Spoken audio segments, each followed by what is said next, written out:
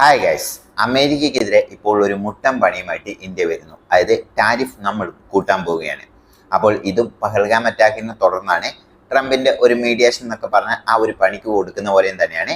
അതുപോലെ തന്നെ ട്രംപിന് ഇപ്പോൾ വലിയ ചെക്കുകളാണ് മുന്നിലോട്ടുള്ളത്. അപ്പോൾ ഇത് ഇന്ത്യ എങ്ങനെയൊക്കെയാണ് പ്ലാൻ ചെയ്യുന്നത്, ഇതുകൊണ്ട് അമേരിക്കയ്ക്ക് ഉണ്ടാവുന്ന പ്രശ്നങ്ങൾ, ഇന്ത്യക്ക് ഉണ്ടാവുന്ന പ്രശ്നങ്ങൾ, കംപ്ലീറ്റ് കാര്യങ്ങളാണ് ഡീറ്റെയിൽ ആയി നോക്കാൻ പോകുന്നത്.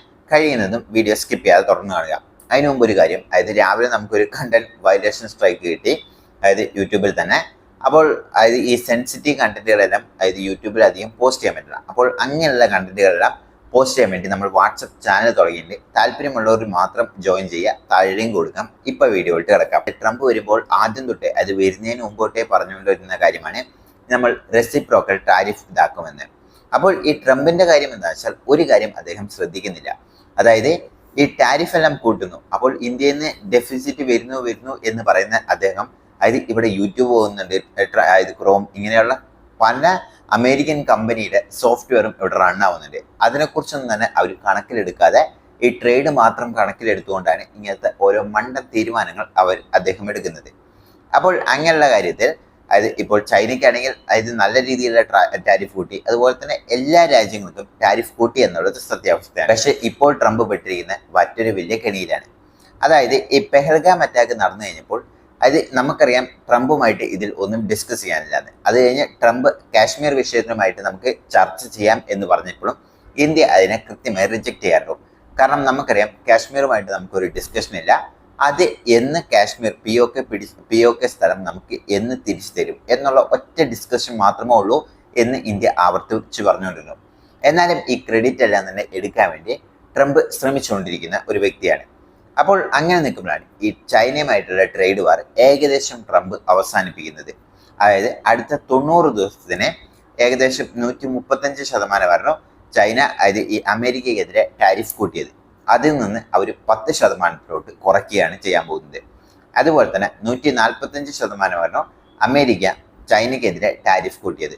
ഇതിൽ നിന്ന് അമേരിക്ക 30% കുറയ്ക്കാൻ പോകുകയാണ്. ഇത് ജനീവയിൽ വെച്ചിട്ടാണ് ഇവർ ഇങ്ങനൊരു എഗ്രിമെന്റിലോട്ട് വരുന്നത്. അതായത് 30% ആക്കാം. അപ്പോൾ ഇത് എന്തുകൊണ്ടാണ് പെട്ടെന്ന് ഈ ട്രംപിന്റെ മനമാറ്റം എന്ന് നിങ്ങൾക്ക് തോന്നുന്നുണ്ടാവും. അപ്പോൾ ഇതിൽ ട്രംപിന് അതായത് അഡ്വാൻറ്റേജ് ആകും എന്ന് പ്രതീക്ഷയെക്കാട്ടിലും ഏറ്റവും വലിയ തിരിച്ചടിയാണ് കിട്ടിയത്. അതായത് ഉദാഹരണത്തിന് ഈ ടാരിഫ് കൂട്ടുന്നതുകൊണ്ട് തന്നെ ഉള്ളിലുള്ള പ്രൊഡ്യൂസേഴ്സിന് നല്ല ലാഭമാണ്. കാരണം അവരുടെ സാധനങ്ങൾ കൂടുതലും വിറ്റുപോകും പുറത്തുനിന്ന് വരുന്ന സാധനങ്ങൾക്ക് വില കൂടുമ്പോൾ. പക്ഷെ അമേരിക്കയിൽ നോക്കുകയാണെങ്കിൽ അത് അധികം പ്രൊഡ്യൂസേഴ്സ് ഇല്ല. അതായത് ഇങ്ങനെ സാധാരണ ഡെയിലി യൂസിന്റെ, അതായത് വലിയ വലിയ സോഫ്റ്റ്വെയറും അതുപോലെ തന്നെ ഇങ്ങനെയുള്ള കാർ, ഇങ്ങനെയുള്ള കാര്യങ്ങളെല്ലാം ഉണ്ട്. പക്ഷെ സാധാരണ ചെറിയ ചെറിയ ചീപ്പായി കിട്ടുന്ന പ്രൊഡ്യൂസേഴ്സ് എല്ലാം തന്നെ അത് അമേരിക്കയിൽ അധികമില്ല. ഇത് കൂടുതലും അമേരിക്ക ഡിപ്പെൻഡ് ചെയ്തുകൊണ്ടിരുന്ന ചൈനയാണ്. ചൈനയിൽ ഈ ടാരിഫ് കൂട്ടിക്കൊണ്ട് തന്നെ ഇപ്പോൾ ഉദാഹരണത്തിന് 135% അല്ലെങ്കിൽ 125% ഒക്കെയാണ് കൂട്ടിയത്. ഇപ്പോൾ 135 എടുക്കുകയാണെങ്കിൽ തന്നെ അതായത് ₹1 സാധനമാണെങ്കിൽ അത് 135% കൂടുകയാണ് ചെയ്യാൻ പോകുന്നത്. ഇപ്പോൾ ₹100 നമ്മൾ ഒരു സാധനം വാങ്ങിക്കൊണ്ടിരുന്നതാണെങ്കിൽ അത് ഡബിൾ ആകുകയാണ് ചെയ്തുകൊണ്ടിരുന്നത്. അതായത് ഈ 100% ടാരിഫിന്റെ കൂടെ പിന്നെയും ഒരു 35 കൂടെ കൂട്ടുമ്പോൾ ഏകദേശം അത് 200-ലും അധികം രൂപയിലോട്ടായിരുന്നു പോയിക്കൊണ്ടിരുന്നത്. ഇതുകൊണ്ട് ഇന്ത്യയിലെ ഇൻഫ്ലേഷൻ കൂടി. അതായത് ട്രംപ് എല്ലാം പറയും അത് ഇൻഫ്ലേഷൻ എല്ലാം കുറച്ചു എന്ന്. പക്ഷെ ഡയറക്റ്റ് കണക്കുകൾ എടുത്തു നോക്കുകയാണെങ്കിൽ അതായത് അമേരിക്കയിൽ ഇൻഫ്ലേഷൻ കൂടി. രണ്ടാമത്തെ കാര്യം എന്താണെന്ന് വെച്ചാൽ അതായത് അമേരിക്കയിൽ അതായത് ട്രംപ് വരികയാണെങ്കിൽ വീണ്ടും എക്കണോമി പടുത്തുയർത്തും എന്ന് പറഞ്ഞുകൊണ്ടിരുന്ന അതേ വാദങ്ങളും പൊളിഞ്ഞിരിക്കുന്നു. അതായത് കഴിഞ്ഞ ക്വാർട്ടറിൽ ഇപ്പോൾ നെഗറ്റീവ് ഗ്രോത്ത് ആണ് പോയിരിക്കുന്നത്. ഇനി ഇതേപോലെ മറ്റ് 2 ക്വാർട്ടറിലോട്ടും പോവുകയാണെങ്കിൽ അമേരിക്ക റിസഷനിലോട്ട് പോകും. അങ്ങനെ അമേരിക്ക റിസഷനിലോട്ട് പോയി കഴിഞ്ഞാൽ ട്രംപിനായിക്കോട്ടെ ഇപ്പോൾ പുതിയ വന്ന് ഓരോ ആൾക്കാരും വലിയ രീതിയിൽ ഹേറ്റ് ചെയ്യാൻ തുടങ്ങും. കാരണം ഓൾറെഡി അവർ വാങ്ങുന്ന സാധനങ്ങൾക്കെല്ലാം തന്നെ ഈ ടാരിഫ് കൂട്ടിക്കൊണ്ട് തന്നെ കൂടുതലായി. ഇനി ഈ റിസഷനും കൂടെ പോവുകയാണെങ്കിൽ പലരുടെയും ജോലി നഷ്ടപ്പെടും. അതുകൊണ്ട് തന്നെ അമേരിക്കയിൽ പൊതുവെ ഈ സേവ് ചെയ്യുന്ന പണികളില്ല. അപ്പോൾ അവർക്ക് ഒരു ദിവസത്തെ ജോലി ഇല്ലെങ്കിൽ പോലും അല്ലെങ്കിൽ ഒരു മാസത്തെ ജോലി ഇല്ലെങ്കിൽ പോലും അവർ ഈ കടമെല്ലാം എടുക്കുന്ന ശീലമുള്ള ആൾക്കാരാണ്. അപ്പോൾ റിസഷൻ പോകുകയാണെങ്കിൽ ഇതെല്ലാം പ്രതിസന്ധിയിലോട്ടാകുമെന്ന് ട്രംപിന് നല്ല രീതിയിൽ വ്യക്തമാണ്.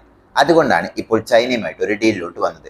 ഇപ്പോഴാണ് ഇന്ത്യ ഈ സീനിലോട്ട് വരുന്നത്. അപ്പോൾ ഇന്ത്യയുടെ പ്രശ്നം എന്താ വെച്ചാൽ നമുക്കൊരു $7.6 ബില്യൺ വില വരുന്ന ഒരു ട്രേഡ് ഉണ്ട്, അതായത് അലുമിനിയമായിട്ട്. ഈ അലുമിനിയത്തിന് ട്രംപ് വന്നപ്പോൾ 25% ടാരിഫ് കൂട്ടിയത്. ഇതുകൊണ്ട് അതായത് അമേരിക്കൻ മാർക്കറ്റിൽ നമ്മുടെ ഈ അലുമിനിയം വിറ്റ് പോവാതായി. അപ്പോൾ ഈ ഒരു സമയത്ത് എന്താ പ്രശ്നം എന്ന് വെച്ച് കഴിഞ്ഞാൽ അതായത് നമ്മൾ ഇത് കുറയ്ക്കാൻ പറഞ്ഞിട്ടും അവർ കുറയ്ക്കുന്നില്ല. വേൾഡ് ട്രേഡ് ഓർഗനൈസേഷനിൽ പോയി അവിടെയും കുറയ്ക്കുന്ന ഒരു ലക്ഷണവുമില്ല. അതുകൊണ്ട് തന്നെ നമ്മൾ ഇതേപോലെ എന്താണോ കൂട്ടുന്നത് അതേപോലെ തന്നെ നമ്മളും വീണ്ടും ടാരിഫ് കൂട്ടാനുള്ള ഒരു രീതിയിലോട്ട് നമ്മളും നീങ്ങാൻ പോകുകയാണ്. ഇങ്ങനെ ടാരിഫ് കൂട്ടുകയാണ് എന്നുണ്ടെങ്കിൽ അതായത് ഇപ്പോൾ അമേരിക്കയ്ക്ക് കംപ്ലീറ്റ് ഇന്ത്യനെ നെഗ്ലക്ട് ചെയ്യാനും പറ്റില്ല. കാരണം അതായത് ഡ്രഗ്സ് തുടങ്ങിയ കാര്യങ്ങളെല്ലാം ഇന്ത്യയിൽ നിന്ന് തന്നെ പോകണം, അതായത് ഈ ഫാർമസ്യൂട്ടിക്കൽ ഡ്രഗ്സ്. ഇനി അടുത്ത കാര്യം എന്താണെന്ന് വെച്ചാൽ അതായത് ഇപ്പോൾ ഇന്ത്യനെ കംപ്ലീറ്റ് അവോയ്ഡ് ചെയ്ത് കഴിഞ്ഞാൽ അടുത്ത ഏറ്റവും വലിയ ശക്തിയായി അതായത് ചൈന വളരും. അത് അമേരിക്കയ്ക്ക് അടുത്ത വലിയ പ്രതിസന്ധിയാണ്. ഏതായാലും ചൈനയുടെ ഏറ്റവും വലിയ ചെക്ക് വെച്ചിരിക്കുന്ന അമേരിക്കയുമായിട്ട് ട്രേഡ് ഡിഗ്രീസ് ആക്കിയാലും അവരുടെ ട്രേഡ് അവർ ഇൻക്രീസ് ആക്കി, അതായത് ചെറിയ ചെറിയ മാർക്കറ്റ് എടുത്തുകൊണ്ട് അവർ പോയി. അപ്പോൾ ഇതേപോലെയുള്ള മാർക്കറ്റുകൾ ഇന്ത്യക്കും ക്യാപ്ചർ ചെയ്യാൻ പറ്റും. കാരണം ഇന്ത്യയും അത് വലിയ വലിയ എക്സ്പെൻസീവ് സാധനങ്ങളല്ല ഇന്ത്യയും ഉണ്ടാക്കുന്നത്, വളരെ ചെറിയ വില ഉള്ള സാധനങ്ങളാണ് കൂടുതലും നമ്മളും എക്സ്പോർട്ട് ചെയ്യാൻ പോകുന്നത്. അപ്പോൾ ഇതെല്ലാം നമ്മളും ടാർഗറ്റ് ചെയ്തുകൊണ്ട് നമുക്കും ആ ഒരു ലക്ഷ്യത്തോട്ട് എത്താൻ പറ്റും എന്ന് നമ്മൾ കൃത്യമായി ചൈനയുടെ പാഠത്ത് നിന്ന് പഠിച്ചിരിക്കുന്നു. അതുകൊണ്ട് തന്നെ ഇനിയും നമ്മൾ അലുമിനിയത്തിന് ഒരു നെഗോസിയേഷൻ വന്നില്ലെങ്കിൽ നമ്മളും റെസിപ്രോക്കൽ ടാരിഫിലോട്ട് പോകാൻ പോകുകയാണ് എന്നാണ് പറയുന്നത്. അപ്പോൾ ഈ പഹൽഗാം അറ്റാക്കും ഇതിലും ഒരു ചെറിയൊരു കാര്യമുണ്ട്. അതായത് അമേരിക്ക ക്രെഡിറ്റ് എടുക്കാൻ നോക്കിയ അമേരിക്കയും തിരിച്ചൊരു പണി കൊടുക്കുന്ന രീതിയിലാണ് ഇപ്പോൾ ഇന്ത്യ റിയാക്ട് ചെയ്തിരിക്കുന്നത്.